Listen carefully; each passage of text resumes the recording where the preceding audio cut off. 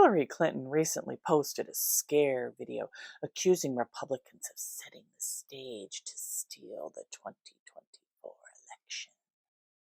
In reality, she was just fundraising for Democrats in trouble. However, I will admit, this woman knows a thing or two about trying to steal elections.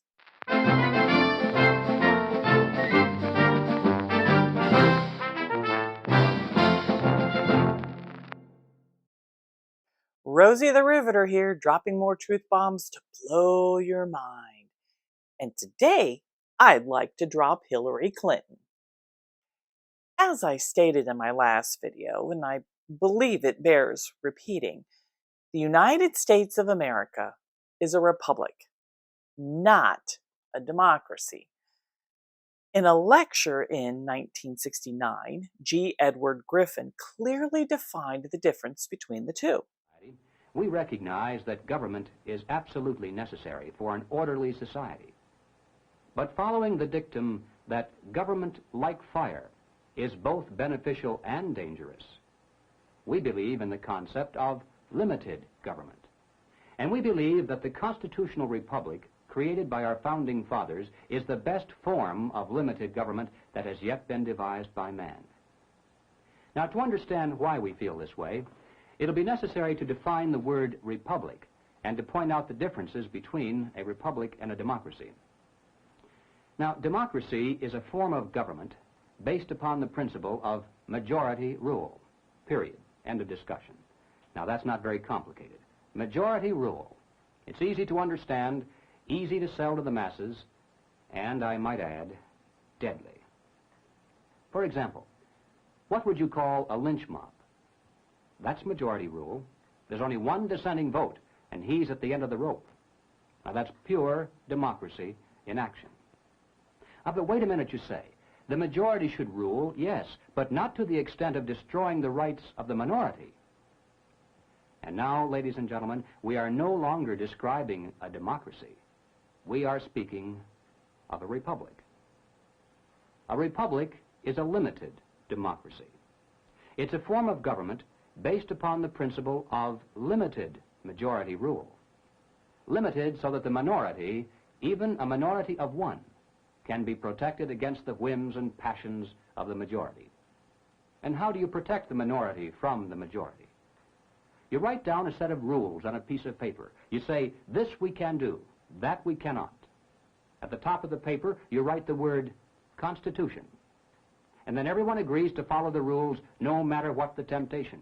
And when you're finished, you've created a constitutional republic. It is with this understanding that the founders composed the Constitution. They acknowledged that certain states, and potentially certain cities, would increase to a population that could nullify that of other states. Those scenarios actually already existed at their time. Electing the highest federal leader through a popular vote, or majority rule, would eradicate the will of the smaller states. Therefore, the Electoral College was invented as to help equalize states in electing the president. It limits the weight of the heavier states, ensuring the smaller states still have a voice in their presidential choice. You would think that the party that supposedly champions equality would enthusiastically support such a system to equalize the states. Many Democrats even attempted to persuade the Electoral College delegates to overturn the 2016 results. Because 10 of the 29 electoral votes cast by Florida were cast by electors not lawfully certified. I object to the votes from the state of Wisconsin, which should not be legally certified. Mr. President, I object to the certificate from the state of Georgia on the grounds that the electoral votes were not... There's no debate. And I object to the certificate from the state of North Carolina. I object to the 15 votes from the state of North Carolina. I object. I object to the certificate from the state of Alabama. The electors were not lawfully certified. Is it signed by a senator? Not as of yet, Mr. President. In that case, the objection cannot be entertained. I do not wish to debate. I wish to ask, is there one United States senator who will join me in this letter There of is no objection? debate. There is no debate. The gentlewoman will suspend. Did you know that well into the 1800s, several states did not conduct presidential elections in their states? In 1824, Delaware, Georgia, Louisiana, New York, South Carolina, and Vermont all sent electors for the Electoral College that were chosen only by the state legislatures? That's right. There was no popular vote in those states, as it was their constitutional right to do so. The responsibility of selecting electors was given to the state congresses to determine as they see fit.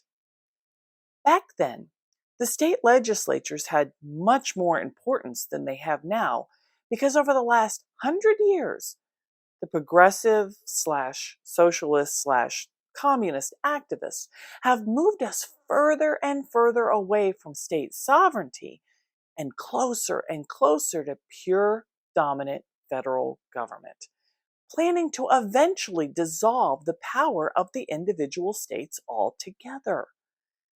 Hillary is desperately trying to terrify citizens, claiming Republicans are trying to steal the 2024 election, arguing the necessity for the countrywide popular vote. In truth, Republicans are only strengthening the founders' intent of giving authority to the state legislatures in presidential elections.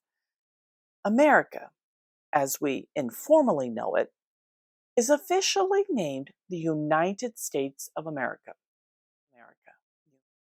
United States.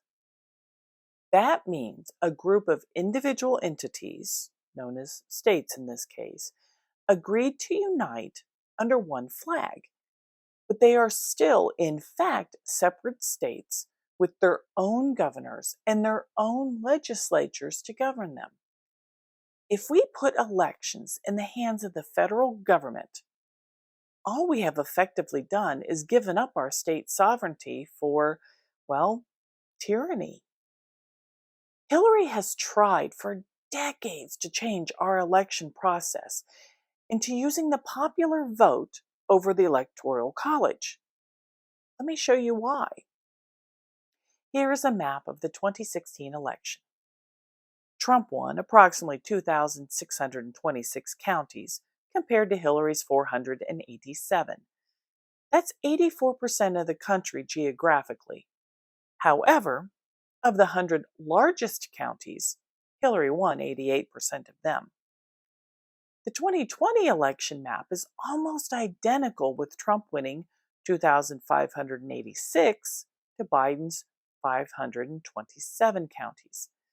In comparison, in 2008, Obama won 873 counties, or 28% of the counties, with Biden taking the presidency with only 17% of the counties.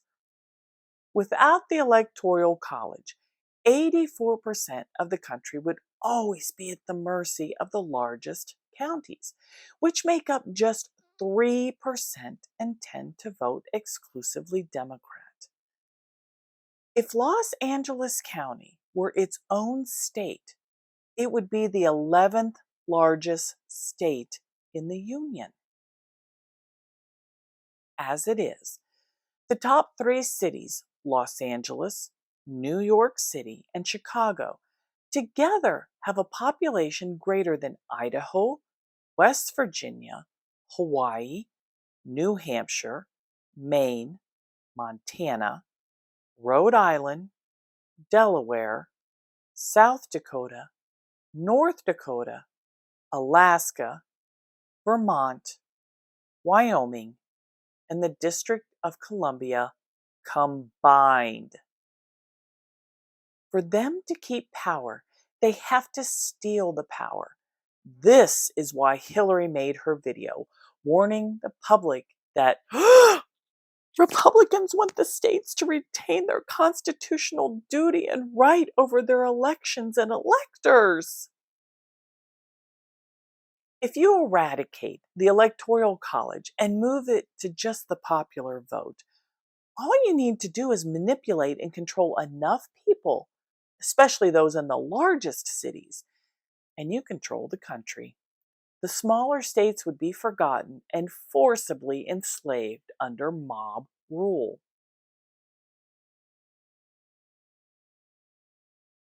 Actually, Hillary, I agree with you that we have major problems with our election policies. But it's not because we haven't progressed enough away from the Constitution. It's because people like you are tearing up the Constitution and doing everything you can to destroy what so-called democracy we actually have. As we've learned since kindergarten, when all else fails, go back to the basics. Go back to the beginning. You told me to go back to the beginning. So I have. I'm Rosie the Riveter, and that's my 2 cents. But what do you think? Leave your comments down below. Don't forget to like, subscribe, and hit the notification bell so you can see more videos when they are uploaded. You can find all my videos and liberating letters, along with links to hundreds of articles fighting fake news and propaganda, including the ones I referenced in this video on thefaxpaper.com. Don't lose heart. We are winning. We will be great again. We can do it.